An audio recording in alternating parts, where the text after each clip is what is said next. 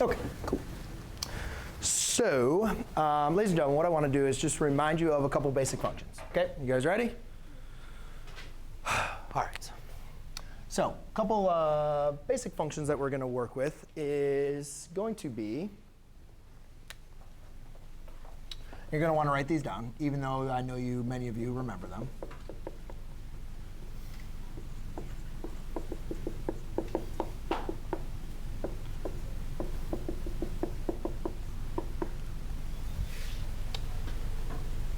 For f of x equals log of x over 5, y equals e to the x. Attention teachers and students, please dismiss all Yes, did you say yes? Rally at this time. They are not to bring their backpacks. Guys are missing the notes. Dismiss all freshmen and sophomore students to the gym. Rally at this time. They are not to bring Where's my their other function? backpacks.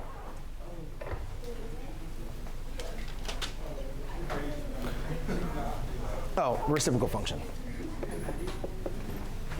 Okay. Just make sure you guys go over that way, okay? You guys make sure you guys have the notes. No, we'll get to that coming up. Okay. All right. So for those of you that I have left for you, what we're going to basically do is, now we're going to go into just going through these basic functions. No, you didn't understand. I said going through that. Oh, I see. There you go. There we go. Perfect. All right. Just a little bit left of you guys. Okay. Now, these are all 6 basic functions. We've got 6 basic functions, ladies and gentlemen, that you guys had from Algebra 2. If you guys remember, the names of each of these basic functions is your quadratic. Okay, we had the absolute value. We had the radical function. We have the logarithmic. We have the exponential. And we have the reciprocal. Okay? Now, basically, on each of these, you guys should have, in Algebra 2, learned how to at least graph these and then apply transformations to them. All right? I understand if some of you are like, I totally forgot what the transformations look like or what the graph looks like. So what I'm going to do is I'm going to give you basically our form that we use to transform each of these equations. And there's going to be some similarities to each of them. So this one is, I did functions, but that's all right. So we'll call this fx equals a times.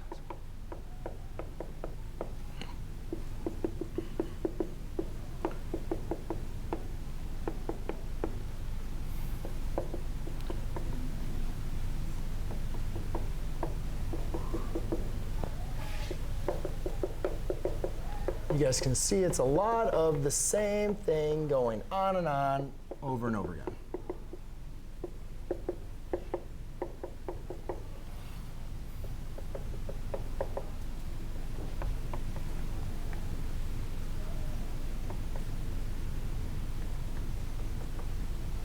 Okay, so what I want you guys to notice from each and every one of these is that you can see that there's some similarities, right? So we have these parent functions, which are the functions I first wrote up there. And then basically I inserted some more variables. Now these variables, a, h, and k, represent real numbers, okay? So they'd represent, if you were to give an equation, they'd represent real numbers. But what's more importantly, I want you guys to understand kind of like the placement of those numbers, and then, or those variables, and then try to kind of remember what those actually mean based on your kind of understanding. I think we can all agree we have probably spent the most amount of time and energy on quadratics in Algebra 2, right? So let's go ahead and pick on some person, Christian. Now, Christian, if you remember from quadratics, when you're looking at the a, can you tell me something that the a did to the quadratic function? It could reflect it. Yeah, basically, guys, we have the example right over there, right? A is negative. So therefore, what it does is, if you guys remember in like Algebra 1 or Algebra 2, it said, hey, A is positive, the graph opens up. If it's negative, the graph opens down. But in reality, what it really did is actually just reflected the graph about the x-axis. So A is going to tell you to reflect the x-axis. Now, A is going to be doing a lot of other different things, but we'll talk about that in just a second. A reflected that when A was less than 0, by the way. Okay, so when A was less than 0, than the graph is being reflected about the x-axis. Now, let's go and take a look here. Notice what a is doing in this quadratic. Notice that here's the parent function, here's a. Kind of forget about h and k for a second. What operation is a doing to this parent function? Starts with an m. Rhymes with multiplying. It's multiplying, right? You guys would agree. From here to here, you're multiplying a times that function, right? Look at where the a is with all the rest of them. Multiplied, multiplied, multiplied, multiplied, multiplied, right? So a is the value that you're multiplying by your function. But let me ask another question. Christian, if you were to make a random stab at this, would you say that a is inside of the function or outside of the function? Outside? Outside the function, yes. The key characteristics of the function, the x squared, the absolute value, is that being altered at all when you multiply it by a? Do you still have the x squared just how it is, and besides the h, forget about the h. But does everything kind of still maintained? Yes. So the a is outside of the function, and that's something very, very important for you guys to understand, and we'll see how that's going to change. All right, the next thing is let's look at the h. What's your name again? Francesco. What? Francesco. Francesco. Francesco, what do you think the h is, or what do you remember the h doing in your quadratics? Like shifts the graph left or right. Yeah, it shifts the graph left or right, right? And we made that distinction over there, and you guys had it all right. I want to go over this, even though you guys got it right, just in case any students didn't understand this, I just want to make sure we understand. But yes, it is your horizontal shift. Okay? Now, as far as on your horizontal shift, remember, guys, the formula is x minus h. So if I have something that's saying x minus 2, a lot of students will say, oh, 2 is negative. But no, you got to think of, as far as the formula, if you were to apply parentheses, the formula is x minus h. So if you put parentheses around the h and parentheses around the 2, you can see x minus 2. How would h and 2 relate? What is h equal to? 2. Is it positive 2 or negative 2? Positive 2 inside the parentheses, right? So it's positive 2. That's why we shift it to the right. In the same respect, when we have x plus 2, everybody's like, oh, well, why is that? How can that be negative? Well, remember, this is x minus negative 2, right? Minus and negative is the same thing as plus. So now in this case, it's x minus h, x minus negative 2. So that's why we written as a plus. It's actually a negative 2. That's why we're shifting it to the left. All right, Francesco. Francesco, last one. What would you say the h is? Inside of the function or outside of the function?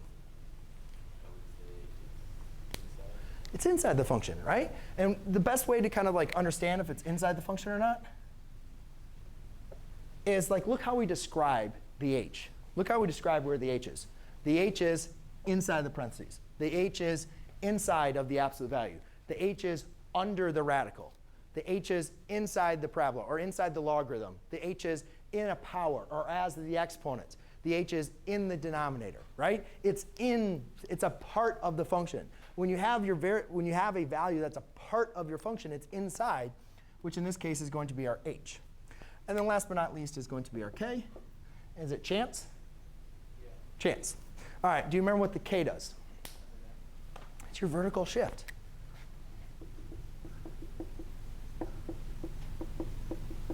Okay? Yeah, your k is your vertical shift. And then chance, what would you say? Would that be outside or inside?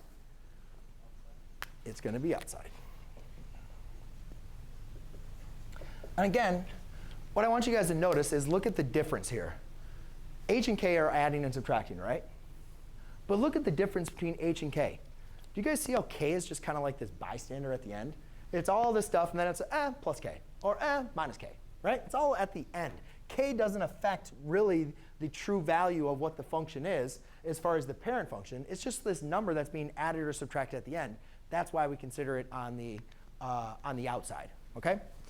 All right, so these are your basic functions that you guys should be walking out of Algebra 2 with and being like, okay, great. Or at least have some general understanding. But it's not really about if you guys remember what the graphs look like. It's really if you guys can identify the transformation. So what I'm going to do is now I'm going to introduce you guys to I think 5 more functions that we're going to be using in this class that you're going to see and that you guys are going to need to prepare for this year that you might have covered last year or you might not have. Either way, we're just going to cover them. So those functions are 7, which is going to be the sine function. So the transformation would be a times sine of x minus h plus k. We have the cosine function. So that's going to be y equals a times cosine of x minus h plus k. Kind of run out of space, so I'll move over here. 9 is going to be the tangent function, y equals tangent of x. So that'd be y equals, I'm using y and f of x interchangeably. Doesn't really matter. A times tangent of bx, I'm sorry, not bx, jeez. X minus h plus k. And let's do y equals ln of x, which is really the same thing as the logarithm. It's just the natural logarithm, and a lot of students get confused between ln and log. So I'm just going to include it as its own special function, even though it's really the same. And I'll just do number 11 over here. Y equals x cubed. Y equals a times x minus h cubed plus k. Now, there's a couple important things to remember. First of all, again, ln and log are really the same thing. The x cubed, you could continue going up to 4th power, 5th power, any power you want to. It's still going to follow along the same properties. And then also, there's 2 other functions that I'm omitting, the greatest integer function and the logistics function. But we're not really going to spend too much time in them in this class, so therefore I'm omitting them. But there are 2 other functions that are commonly used as parent functions. Okay?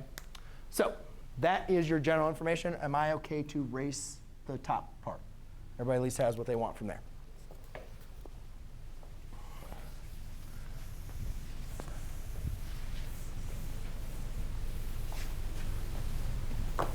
OK.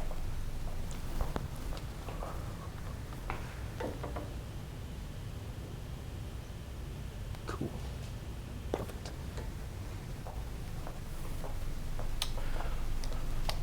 All right. Let's look at the other things that A is going to do.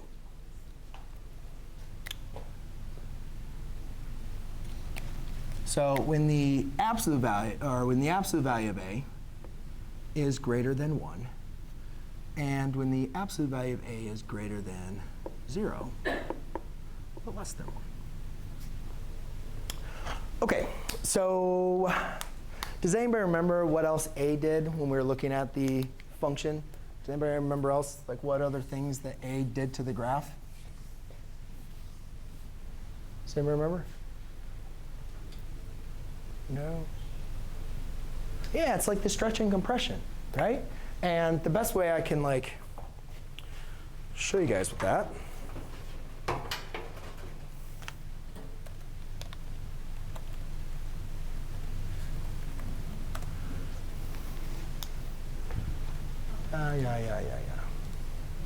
So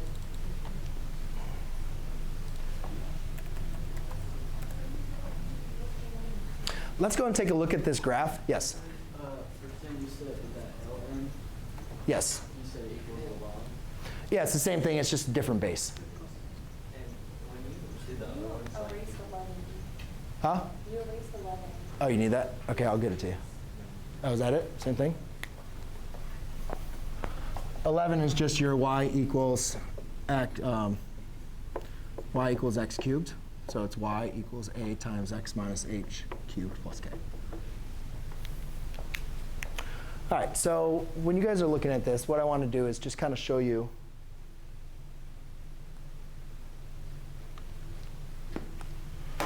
what the graph is going to look like.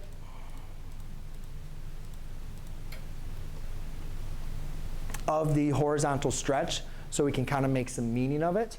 And then I'm going to include a new value that we're going to need to discuss. OK? So I guess my internet doesn't want to work today. What the heck?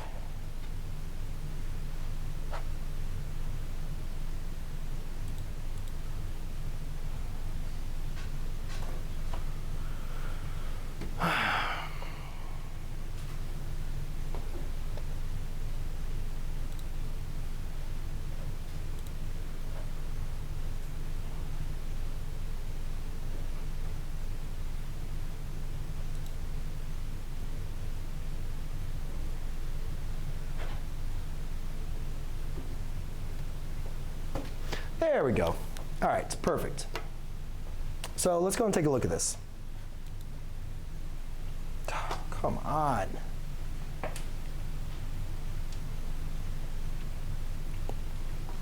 Now, when you're looking at stretching and compressing, what I want you guys to do is think of like a rubber band, okay?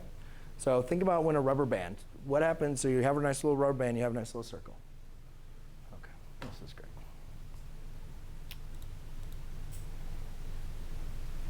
So when you guys have a nice little rubber band and you have a nice little circle, right? Imagine like stretching that vertically. What would that rubber band look like? Just visualize. I know you guys have played with rubber bands enough. Take a nice little rubber band and stretch it vertically, okay? Let's pretend now this quadratic, y equals x squared, is that kind of rubber band. If I'm going to put a number in front here, now we obviously already know the negative, that reflected, right? Negative, reflect, right? But let's go and put a number in there too. Do you guys kind of see that's like a little stretch, right? What happens as I increase this? Stretch it farther, increase it more. So do you guys kind of see as like the a gets larger, that's like really vertically stretching that graph, right? So when a is greater than 1, which I'll write up there in just a second, that's going to be your vertical stretch. That's going to stretch the graph vertically. On the contrary, let's do 1 divided by 2.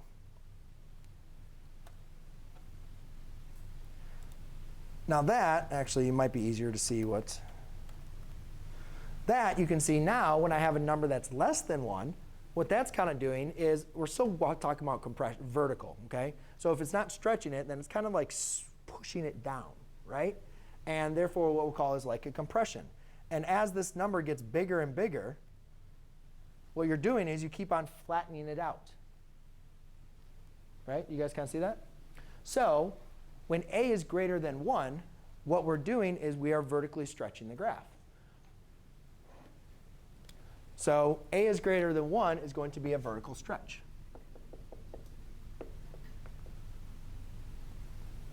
And when a is absolute value, so we're not really worrying about the negative, just the absolute value of a. So when a is between 0 and 1, that's a horizontal compression.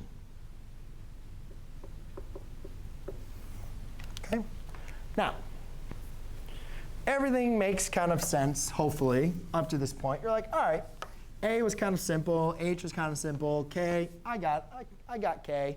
And then, all right, A is reflect when it's negative, and then you horizontally stretch and compress. Fine, I got it.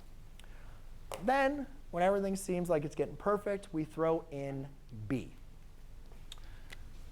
So B just messes everything up. What does B do? And where is B, actually? Well, B, ladies and gentlemen, if we were to look at B, B is going to be fitting right here. So notice how H and K are plus and minuses. A and B are multiplications, right? They're products. You're multiplying by A and B. So they're dilations in the sense. Notice how A is outside the function. B is inside the function. If we forgot to mention this, B is less than 0. When we multiply by negative outside the function, what did we do? We reflected the x-axis. So therefore, when we multiply by negative inside the function, we're going to reflect the y-axis. So when B is less than 0, it's a reflection of the y-axis. Now, let's go and take a look at what B does on the graph. Now, I could use the quadratic, but the quadratic is not the best function to look at the transformations of B. To do that, we're going to use the square root function.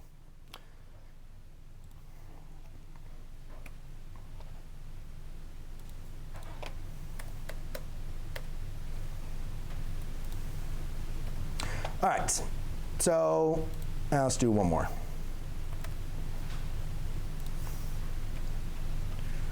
OK, so here's the square root of x. Now, if I put a 2 here, we know that's going to do what? If I put a 2 there, we know it's going to vertically stretch the graph, right? So let's put a 2 there.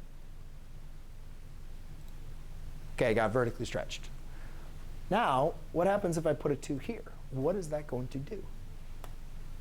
It looks like it kind of vertically stretched it, right? But it didn't do it to the same. It's not exactly the same as the other way, right? So if it's inside, it has a different effect than if it's outside. You guys agree, right? So therefore, we have to label it a little bit differently. And actually, rather than thinking this is vertically, for B, we're going to talk about this horizontally. So it really didn't get horizontally stretched, but it really got kind of horizontally compressed. So it's kind of like pushing it against the wall. Then, lastly, let's look at, well, what about if B was smaller than 1 then? We know here, 1 divided by 2.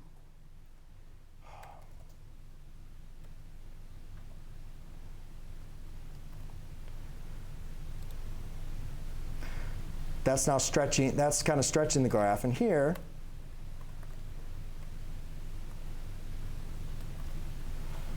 you can say here, again, it's not the same thing as the blue. The green is kind of being stretched. Now again, this is A, so we're not going to worry about this. As this number gets far, again, think of like your rubber band. You have your rubber band. As you keep on pulling apart that rubber band, as you're horizontally stretching it, it's going to kind of get thinner and thinner, right? So watch what happens as I keep on stretching this. Let's do 4, 5, 6, 7, 8, 20. Do you guys see what happens? I'm keep on pulling it tighter, so it's horizontally stretched, right? So that's the difference between your A and your B.